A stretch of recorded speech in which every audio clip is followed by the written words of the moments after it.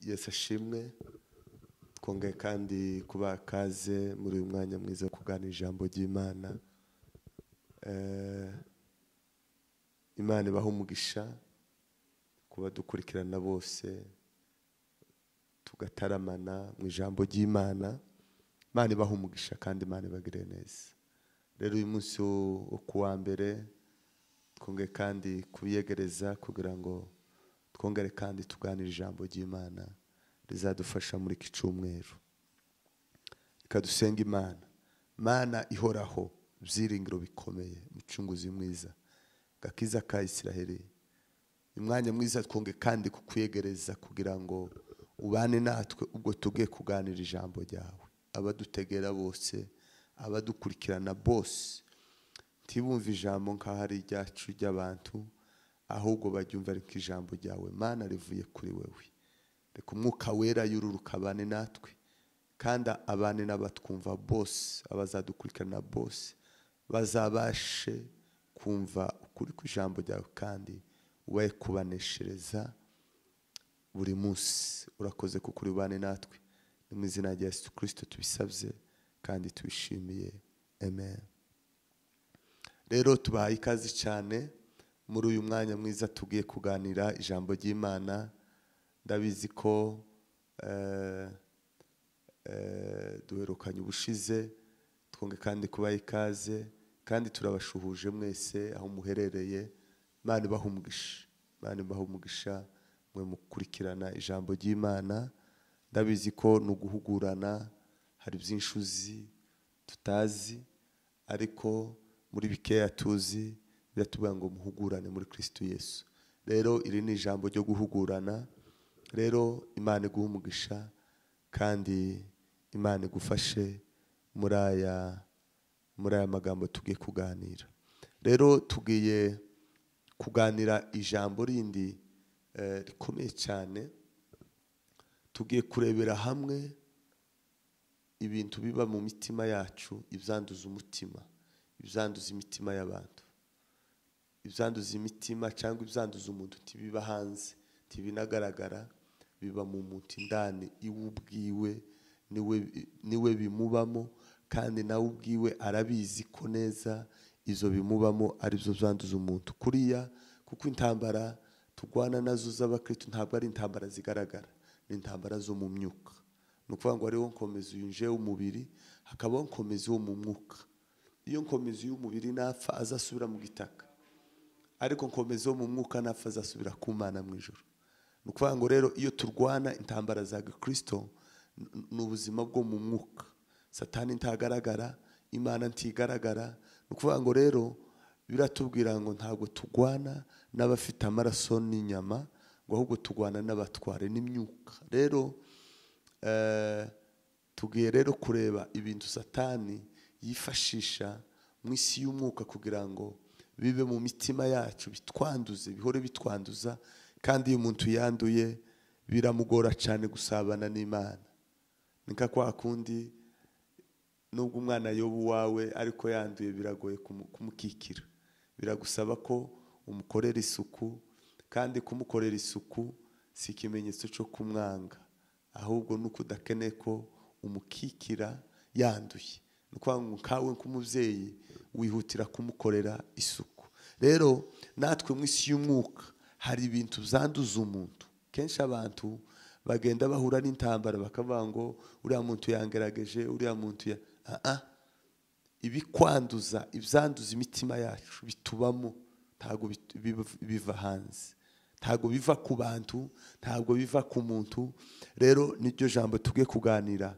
Uramenya ibikubamo, umenye ibikwanduza ibyo ari byo. Nje ndavuga ibicumi na bitatu, ibintu ibicumi na bitatu biba mu mutima w'umuntu. Bishobora kurenga muri ibicumi na bitatu, bishobora kuvuga icyo utagira cyangwa kitari muri wewe, ariko ufite ikindi kintu kikwanduza. Rero reka dutangire dusome muri Luka ibice 6 ku murongo wa 45. Harabanga umuntu wese atanga ibyiza abikuye mu butunzi bwiza bwo mu mutima we, n'umuntu mubi atanga ibibi abikuye mu butunzi bwe bubi, kuko ibyuzuye umutima ari byo akanwa kavuga. Tugiye kureba rero ibyo umuntu avuga n'ibyo umuntu akora biva mu butunzi bwo mu mutima. Ni ukuvuga ngo ibyo umuntu avuga n'ibyo umuntu akora ni ibintu aba akura mu butunzi bwiwe. Ashobora kuba avuga ibyiza, ashobora kuba avuga akora ibyiza, ibyo abikura mu butunzi bwo mu mutima wiwe. Ashobora kuvuga ibibi, ashobora gukora ibyiza, ashobora gukora ibibi, ibyo nabyo abivuga bikora kubera ko aribwo butunzi afite mu mutima wiwe. Ni ukuvuga ngo buri muntu wese ibyo akora n'ibyo avuga abikura mu butunzi bwo mu mutima wiwe, niko biri tubwira. Rero tugiye kuganira ibintu 13 biba mu mitima yacu. Rero iyo bikomeje kuguma muri twebwe bituma tudasabana n'Imana, bitubuza amahoro, bitubuza bibigikuta gituma tudasabana n'Imana. Kandi nta muntu ubibona, nta muntu ubikubonaho, ariko birakubangamiye mu buzima bwo mu mutima wawe. Ari naco gituma rero abakristo birasabwa kuba maso bagasenga kugira ngo ibyo bikuta bituma badasabana n'Imana, bituma bategera Imana bikugweho. Nta kindi kiza kibikuraho, ni ugusenga no gusoma ijambo ry'Imana no kwiyeza. Rero ibyo bintu 13 turabisanga mu gitabo cha Mariko ibice 7 ku murongo wa 21. Ibyo nibyo bintu tugiye kuganira bikeya gusa, ni uguhugurana, ni ijambo ryo guhugurana. Ndabizi ko hari ibindi byinshi uzi mu ijambo ry'Imana. Rero tugiye kureba ibintu 13 bitubamo iyo tutegera Imana, iyo tudasenga, iyo tudahindutse ngo dukizwe. Ibyo bintu biratubangamira bikatubuza amahoro yo mu mutima. Ushobora kuba mu rusengero, ushobora kuririmba, ushobora kubwiriza, ushobora gutanga, ugakora inshingano zose zo mu rusengero, ariko mu mutima wawe harimo ibintu bituma udasabana n'Imana, bituma utagira amahoro yo mu mutima. Reka rero turebe ibyo bintu 13 biri mu gitabo cya Mariko ibice 7 kuri 21 kugeza 23. Dutangire. Nidushake duhere kuri 20. Haravuga ngo aravuga ati ibiva mu muntu nizo bimuhumanya. Icyo ni ikintu gikomeye cyane. Ibituvamo, ibiva mu muntu nizo biza bimuhumanya. Ntabwo ari ibintu umuntu yakire hirya no hino, ni ibimubamo, ibituvamo. Kuko umuntu avuga ibimurimo, umuntu akora ibimurimo. Ni ukuvuga ngo ibyo tuvuga bituvuyemo nibyo bishobora guhumanya umuntu, ni nabyo bishobora gukiza umuntu. Ibyo umuntu akora ni ibimuvamo, nibyo bishobora kumubwiza cyane bikamuhumanya. Ariko hano Yesu yaravuze ngo ibiva mu muntu nibyo bimuhumanya kuri 21. Kuko mu mitima y'abantu havamo imigambi mibi. Dore ikintu cya mbere kiba mu mitima ni imigambi mibi. Kujya imigambi mibi iba mu mutima w'umuntu. Icyo nico kintu gikomeye cyane. Umuntu ugambirira nabi, umuntu ugira imigambi mibi yo gukora ibibi, icyo ni igikuta gikomeye kituma adasabana n'Imana. Icyo ni ikintu cyanduza. Imigambi mibi iza yanduza umutima. Nubwo umuntu yo gukosera, nubwo umuntu yo kugirira nabi, nubwo umuntu yo gutuka, tukagambire nabi. Kuko nugambira ibibi bizakwanduza. Wowe uzagira ngo none ufite impamvu zo kugambira nabi, ariko uko kugambira nabi kwawe nibyo biguhumanya. Hari abagambira kwica, hari abagambira gusambana, hari abagambira gutukana, hari abagambira kugambana, hari abagambira guteranya, hari abagambira. Abantu bose bagira imigambi mibi. Iyo migambi izibanduza, izibacafuza. Nico gituma rero kugira ngo uneshe kugira imigambi mibi no kuba hafi y'Imana. Ariko igihe cyose uzagira imigambi mibi mu mutima ngo niyo hava imigambi mibi.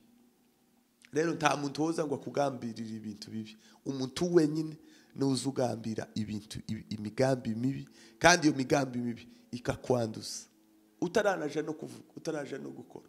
Iyo migambi mibi utekereza wibwira mu mutima irakwanduza, igukura mu busabane bw'Imana, irakwica, kandi ntawe uba wamenya ko wabigambiriye. Ariko kubera kugambira kwawe nabi niko kukwica kukakugambira. Cyo ni ikintu kimwe kiba mu mutima w'umuntu. Icya kabiri, guheheta. Ubuhehesi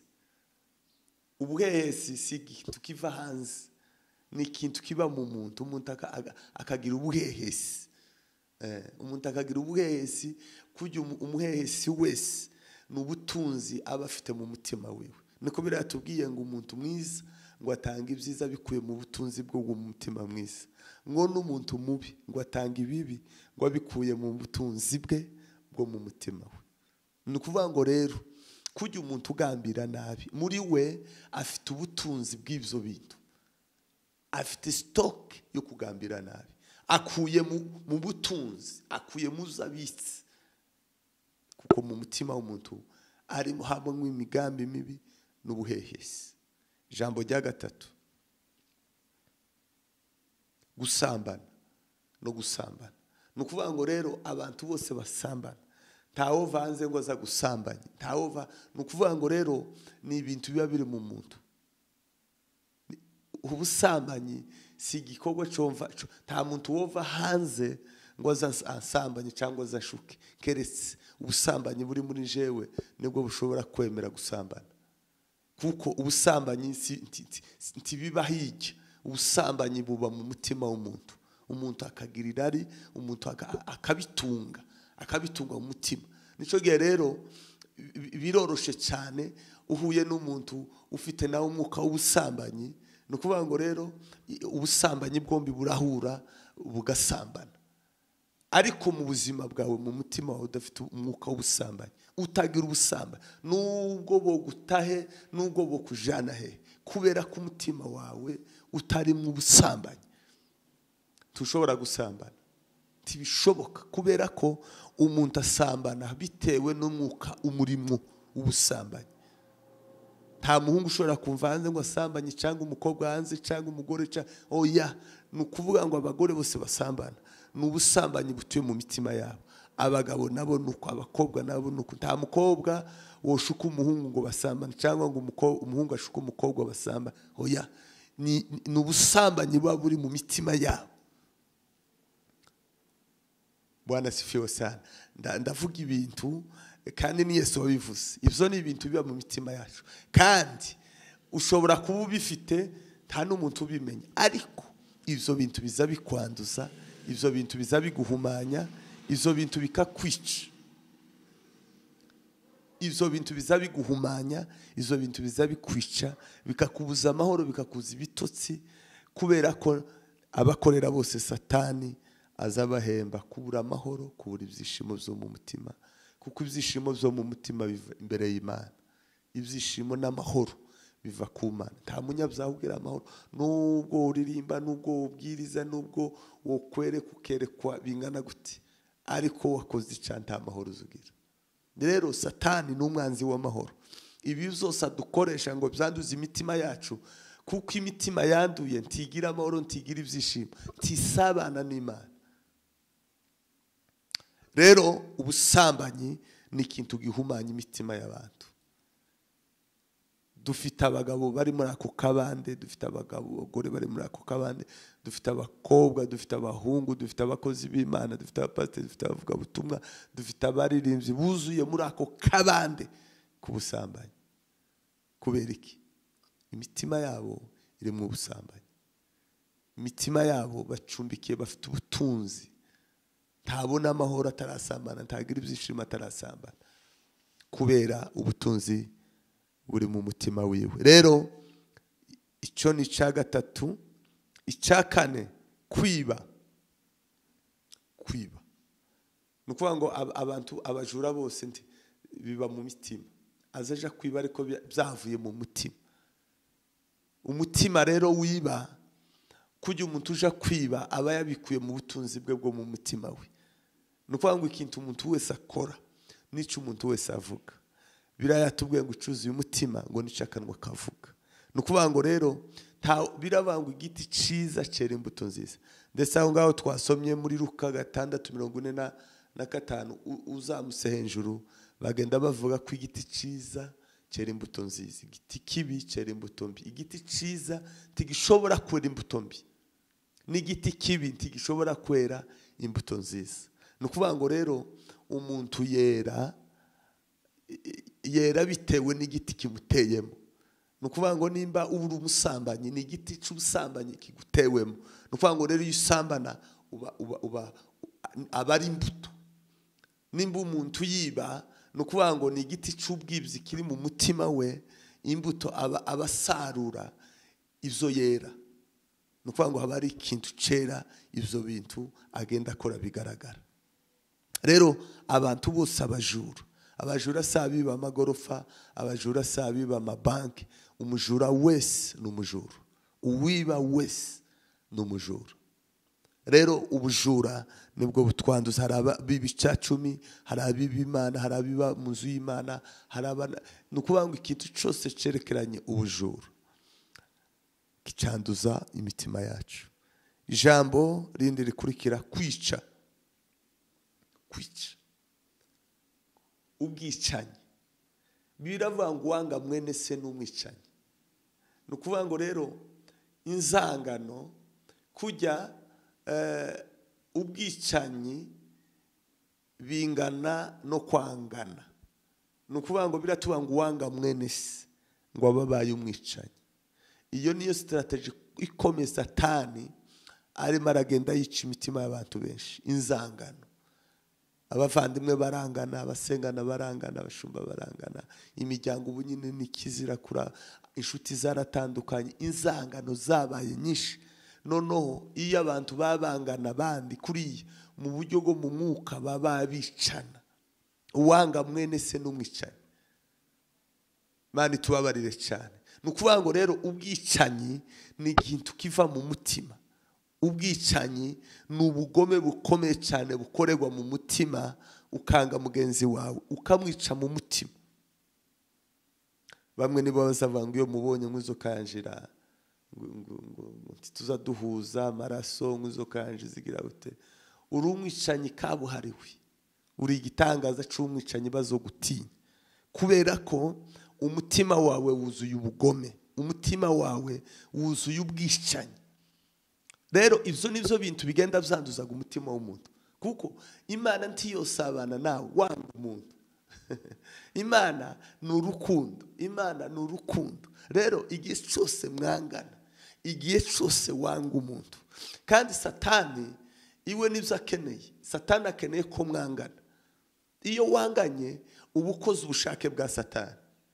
Kwangana ni ubushake bwa Satani, gukundana ni ubushake bw'Imana. Rero Satani arimo aragenda ashira ubushake bwiwe mu bantu kugira ngo bagende bamukorera. Kugiye wangana uba wawukorera Satani, uba uri umu agent wa Shetani, uba wawukora ubushake bwa Satani kugira ngo abantu bagende bangana. Satani niwe uzugenda utera inzangano mu bavandimwe, mu nshuti, mu miryango, mu bashakanye, mu matorero. Uwo ni umwuka w'abadayimoni wa Satani. Ni ukuvuga ngo rero abantu bose bafite inzangano mu mitima yabo, abo ni ama agent ya Shetani, abo barakora ubushake bwa Satani. Rero ibyo bituma imitima yacu yandura, imitima yacu ikandura. Ijambo rindi rikurikira kwifuza kubi. Iri ni ijambo, aya ni amakuru Yesu yavuze, avuga ibintu biba mu mutima w'umuntu, avuga ibintu biba mu bugingo bwacu. Kwifuza kubi. Mani tubabarire, singiye mvuga ibipande bijanye n'aya majambo yose twasomye, ariko nakeneye ngo mbanze mvuge iyi liste, wumve ibintu biba mu buzima bwacu, mwumve ibintu biba mu mitima yacu. Rero iyo tudasenze, iyo tutegereye Imana, iyo tutabanye n'Imana ngo twegere, ibi bintu biragwira mu buzima bwacu.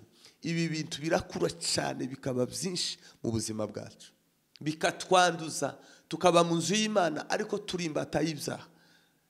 tukaba mu nzu y'Imana tukabiririmbana tukabitangana amaturo tukabisirimbana abandi bakabimweraho ameza abandi bakabashyiraho inshingano zo mu itorero abandi bakabibwirizaho kubera iki ubuzima bwabo buri kure y'Imana kandi ibi bintu ntibizotuma usenga ibi bintu ntibizotuma usabana n'Imana ibi bintu ntibizotuma wegera Imana kuko hari ibintu bibiri Imana izaduhembera imirimo yose twakoranye urukundo n'imirimo yose twakoze imitima itaducira urubanza iyo ni imirimo tuzohemberwa n'Imana ariko imirimo yose mwakoze mutayikoranye urukundo n'imirimo yose mwakoze imitima yanyu ibacira urubanza muba mwatakaje ubusa ntabwo muzoyihemberwa imirimo ibiri gusa imirimo yose wakoranye urukundo icyo wakoranye urukundo cyose Imana izakiguhembera n'ikindi kintu cyose wakoze umutima wawe utagucira urubanza cyo uzagihemberwa ariko rero kubera kuko tutaziranye kubera ko umuntu adashobora kumenya ibiri mu mutima w'umuntu tukararana tugasengana tugataramana tukabana mu ikanisa tugashudika ariko tutazi ibikubiye mu mutima wawe abantu batazi ibikubamo wewe wenyine ni wewe uzumenya ibikubiye mu bugingo bwa no mu mutima wawe ibikwanduzi ibirara bikwica bikakuniga bikagutandukanya n'Imana yawe nico gituma musabwa kuba hafi y'Imana musabwa gusenga musabwa kwinginga Imana kugira ngo ibaneshereze mugire kamere y'ubumana irindi jambo rikurikira twatuvuze kwifuza kubi irindi jambo rikurikira kugira nabi hari abantu bazi kugira nabi kweri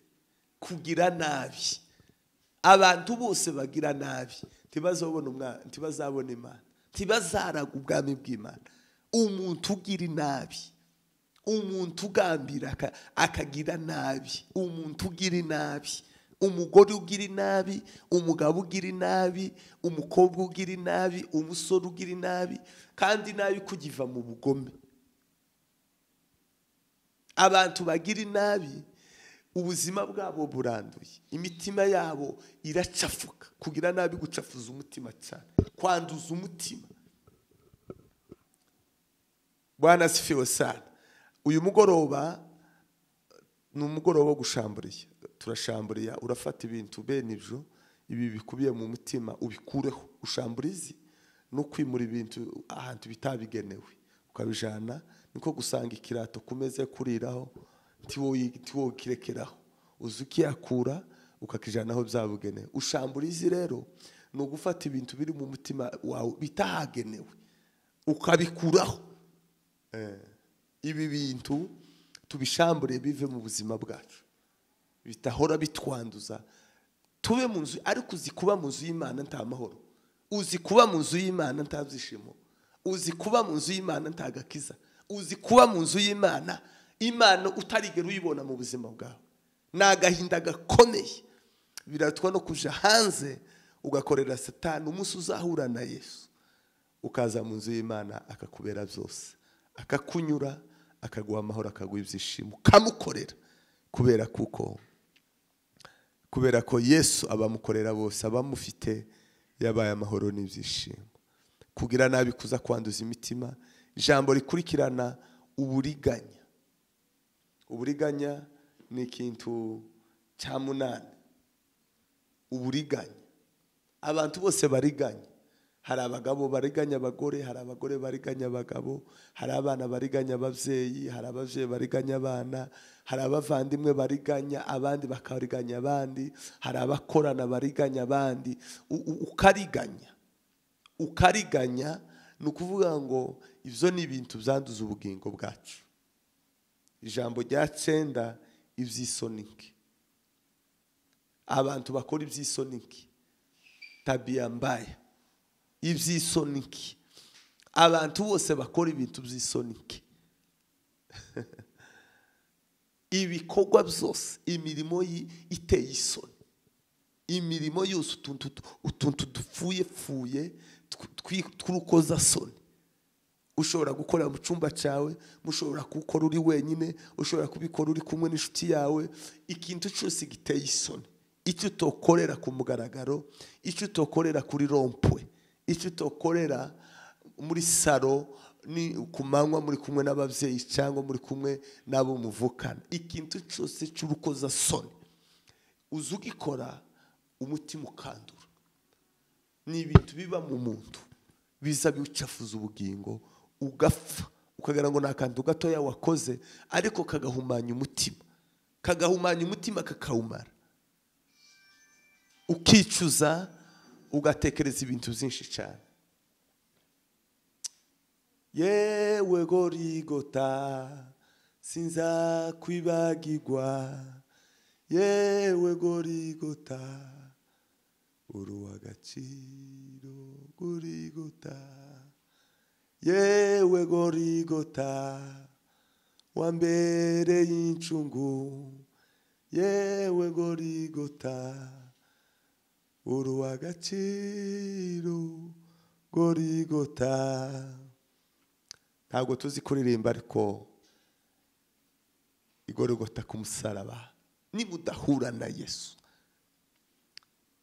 nimudahura na Yesu, nimwanga Yesu, muzaba mu buzima bufite agahinda, muzaba mu buzima bw'uburetwa, muzaba mu buzima bubuza amahoro, muzaba mu buzima bukakaye, muzaba mu buzima bwo kwiganyira, kubera ko mwanze amahoro, mwanze Yesu ngo abacungure, mwanze Yesu ngo abatabare, mwanze Yesu kandi muba mu sengero, mwanze Yesu kandi muvuga ngo muramukorera, mwaramwanze ngo yinjire mu buzima bwacu, yinjire mu buzima bwanyu, ngo abacungure abakure mu buretwa. Yaravuze ngo Yesu ngo nimwamenye ukuri kuzaba batura, umunsi uzamenya ukuri, umunsi uzakira Yesu akinjira mu buzima bwawe, azakubatura ibikubangamiye. Yaravuze ngo yemwe abarushe n'abaremerewe nimuze musange ndabaruhura, yemwe abarushe n'abaremerewe. Yesu yazi abarushe, Yesu yazi abaremerewe n'ibyaha, Yesu yaziye abari mu mwijima, ariko abarushe banze ko Yesu abaruhura, abari mu mwijima banze ko abakura mu mwijima ngo ababere umuco. Abandi baremerewe Yesu, abantu banze ko Yesu abaruhura. Ijambo rya 10, ijisho ribi. Abantu bagira amajisho mabi biza bihumanya ubugingo. Ijisho ribi, kureba nabi, ijisho ribi riza rihumanya umuntu. Rya 11, ibitutsi. Abantu batukana bose, ibitutsi, umuntu utuka umuntu, umuntu utukundi, ngo wagicucu, wagipfuwe, wakizezewe, nta bwenge.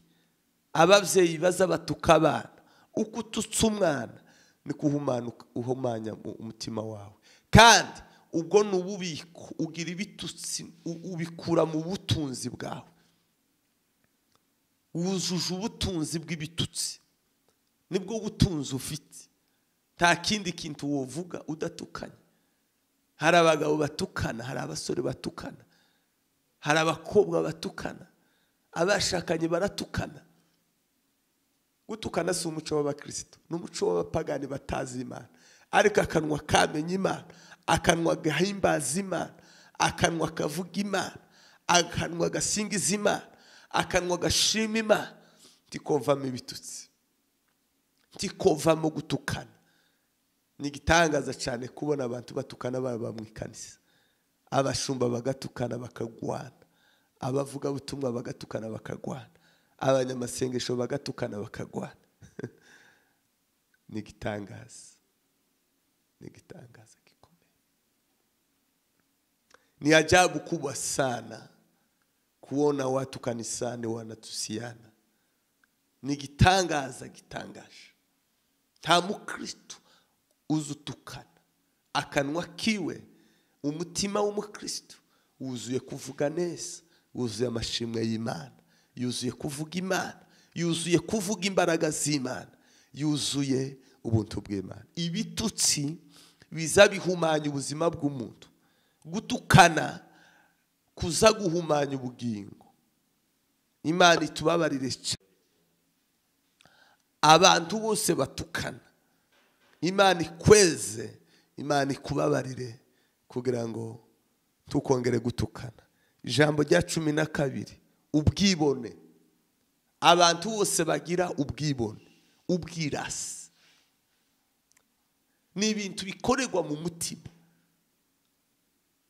Abamama bagira ubwibone, abagabo bagira ubwibone, abasore na Imana ikagwa ikintu gitoya ukibona ku bantu bose. Bibiri zimbwira ngo Imana Uwiteka ngo azasenya urugo rw'umwibone, ngo ariko ngo ihema ngo ry'umupfakazi ngo azarikomeza. Imana yanga bibone. Umuntu wese w'umwibone ni kizira ku Mana. Umuntu wese ugira ubwibone mu mutima we, tiyoramya Imana, tiyohimbaza Imana, tiyoza imbere y'Imana ngo Imana imwegere, ntibishoboka. Imana yanga bibone. Imana yanga umuntu w'umwibone.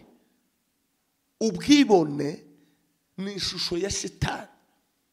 Ubwibone ni Satani mu muntu, kuko Satani niwe wa mbere wazanye ubwibone, arirata yishira hejuru. Abantu bose bagira ubwibone. Iki ni cyumweru cyo kwihana no gusaba Imana ngo ibakize ubwibone, kuko ubwibone mwibona tikuzotuma mubona Imana, tikuzotuma muraga ubwami bw'Imana, tibizobakundira, tibizobakundira pi.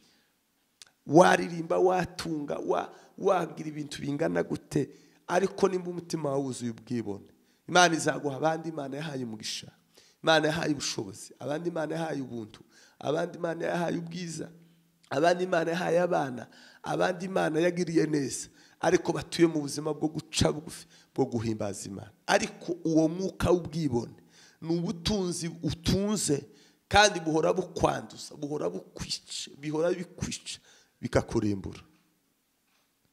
Ijambo rya 13, ubupfu, ibifu, ubupfu, ubupfafu, kutamenya. Igifu ni umuntu utazi, kutamenya. Izo ubupfu ni ikintu gihumanya ubuzima bwacu. Ngiye kurangiza, iri niryo jambo umwuka yambwiye ngo dutangizanye namwe iki cyumweru. Wisuzume, urebe ubutunzi bukurimo. Bibiliya yatubwiye ngo umuntu mwiza ngo atanga ibyiza abikuye ngo mu butunzi bwe bwo mu mutima we, ngo n'umuntu mubi ngo atanga ibibi ngo abikuye mu butunzi bwe bubi. Ni ukuvuga ngo rero, nimba ufite ibyiza, ababi bazaza kugira ngo baguhe kuri ubwo butunzi bwabo bubi, ariko tukemera ubutunzi bubi, komeza ubwiza ufite. Benshi batakaje ubutunzi bwiza bagiraga kubera intambara, kubera ibigeragezo, batakaza iby'agaciro ku buzima bwabo, batakaza umutima mwiza bagiraga, batakaza ubuntu bagiraga, batakaza iby'agaciro bagiraga Imana yari yarabahaye. Kubera intambara bituma bakira, ubu nyine babaye abagome, ubu nyine bafite ubundi butunzi butavuye ku Mana mu ijuru. Satani aza kugwanya kugira ngo agukuremo Imana. Satani iwe acumbike mu buzima bwawe, kandi iyo Imana yinjiye mu buzima bwacu, nayo iza yirukana ubwami bwa Satani kugira ngo Imana iture mu buzima bwawe. Imana ni isoko y'ibyiza, Imana ni isoko y'ubutunzi bwiza, Satani ni isoko y'ubutunzi bw'ibibi. Kandi ibyo byose biba mu isi y'umwuka. Izo nizo ntambara rero z'umwuka. Imana nidufasha ubutaha tuzoganira hejuru y'intambara za Kristo, intambara zo mu mwuka, vita za kiroho. Kubera ko abantu kubera kutamenya intambara zo mu mwuka, kubera ko abantu batazi ko intambara za Kristo zigwanirwa mu mwuka, ibo bagwanisha umubiri. None bagwanisha umubiri bagatsindwa bakananirwa. Imana nidufasha tuzabiganira. Ariko uyu munsi wa none, iki cyumweru tugiye gutangira none, abari muri Afrika cyangwa n'abandi barahandi, ariko Imana igufashe ugende uje imbere y'Imana, winire ibi bintu 13 ni ibintu biba mu buzima bwacu, ni ibintu biba mu mitima yacu, kandi nizo bihumanya umuntu. Ntimukabeshera abantu bo hanze, ntimukabeshera abaturanyi, ntukabeshera inshuti, ntukabeshera ngo abantu, ntukabeshera umuryango. Oya, ibyakwanduje nibikubamo, ibikwanduza nibikubamo, ibyakwishe ntibyavuye hanze nibikubamo. Imana ibahe umugisha, Imana ibagire neza. Reka dusengane namwe. Ariko uyu mugoroba, uyu munsi mwiza, ndabasabira ngo mutunge Yesu, kwegera Yesu, gusabana na Yesu. Yesu azagenda yirukana imirimo ya kamere mu buzima bwacu, azayitwirukanira bino bintu byose, akaduha iby'ingenzi, akaduha iby'agaciro, akaduha umwuka wera, akaduha impano, akaduha imbuto z'umwuka wera, tukera iby'umwuka wera. Iyo umwuka wera ari mu buzima bwacu, tuzatwera iby'umwuka wera. Iyo kamere iri mu mutima wacu, tuzatwera ibya kamere. Rero reka mbasabire umugisha, reka mbasengere kugira ngo Imana ibaneshereze, Imana ibagwanirire, ugwanye intambara zikurimo, uzineshe. Yesu azabana nawe kandi akuneshereze. Imana ibahe umugisha, muzogira icyumweru cyiza, icyumweru cyo kunesha, icyumweru cyo guhinduka, icyumweru cyo kwitekereza no kwimura ibikuhumanya no kubishamburiya, ukabikura mu mutima wawe, ukabita kure cyane. Mana data, Mana y'agakiza kanje, ni wowe Mana yacu, ni wowe byiringiro byacu, ni wowe buhungiro bwacu. Uyu mwanya mwiza tugushimiye kubw'ijambo ryawe. Iri ni ijambo Yesu wavuze, werekana ibiba mu mitima yacu bitwanduza, werekana ibiba mu mitima y'abantu bihumanya abantu. None uyu munsi wa none Mana, turagusaba ngo udufashe, uduhe imbaraga zo kunesha bino bintu bitwanduza bituye mu buzima bwacu. Twohereza imbaraga z'umwuka wera Mana, abatarakwizera bakumenye, abatarakizwa bakizwe mu izina rya Yesu, abatarahinduka bahinduke mu izina rya Yesu. Mu mbaraga z'Imana, mu mbaraga z'ubushobozi bw'Uwiteka Imana, usenyagure imigambi mibiri mu buzima bw'abantu, usenyagure mwami iyi mirimo yose ikorerwa mu buzima bw'abantu, ubuhehesi, ubusambanyi, kwica, kwiba, uburiganya Mana data, ibiteye isoni, ivy'isoni nke mwami, n'ibindi byose Mana twavuze mu ijambo ryawe. Ufasha abagabo, ufasha abagore, ufasha urubyiruko, abahungu n'abakobwa, bakwizere, ubaha amahoro yo mu mutima, bagira amahoro yo mu mutima, bagutunge. Ni wewe mahoro yacu mwami. Urakoze kubagiriye neza, urakoze kubitayeho. Kino cyumweru basabiye umugisha, basabiye kunesha, basabiye Mana ibibazo gusabana nawe. Kino cyumweru bazasabane nawe, basome ijambo ryawe. Urakoze kukumvisha gusenga kwacu, urakoze kukuzadufasha muri byose. Ni mu izina rya Yesu Kristo w'i Nazareti mbisabye kandi mbishimiye, amen. Imana ibahe umugisha, Imana ibagire neza, mugire icyumweru cyiza, amen.